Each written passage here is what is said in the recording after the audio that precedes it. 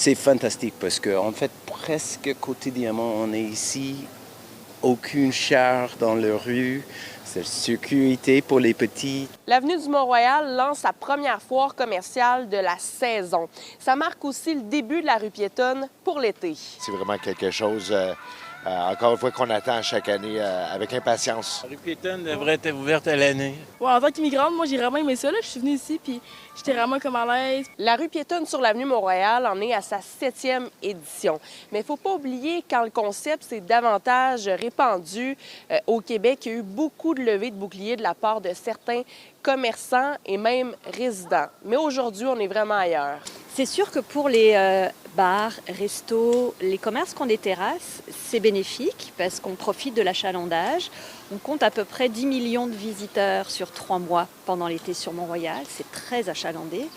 Après, il y a d'autres commerces qui s'en sortent peut-être moins, notamment s'ils sont plus commerce niche ou ils ont besoin d'une clientèle qui vient de l'extérieur en voiture. Il faut être clair, Piéto n'est pas forcément succès égal d'un succès économique pour tout le monde. On va dire que c'est multifactoriel. Mais pour nous, c'est un moment très important de l'année. C'est le lancement de l'été. C'est vraiment l'accueil des nouveaux touristes. Si t'as pas d'auto, t'es correct. C'est ça le truc, en fait. Ouais. Qu'est-ce que vous souhaitez là, pour l'été? Que ça se passe bien. Ouais. Puis du soleil, on veut du soleil, nous autres.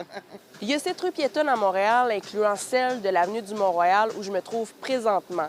Aussi, sur le plateau, il y a l'avenue du Lutte. Dans Hochelaga-Maisonneuve, maintenant, il y a la rue Ontario-Est, l'avenue Bernard dans Outremont, la célèbre rue Wellington dans Verdun, la rue Sainte-Catherine-Est dans le village, qui est d'ailleurs la plus ancienne à Montréal, et nouveauté cette année dans Villeray-Saint-Michel, Parc Extension. Ça commence où nous sommes en ce moment, donc entre de Gaspé et Henri-Julien. Ça va se prolonger jusque de l'autre côté de Saint-Denis, au coin de la rue Berry. La rue va être fermée à compter du 15 juin. Nous, on fait une soirée d'ouverture officielle le 19 juin avec la danse de rue, des parcours marchands, de l'animation.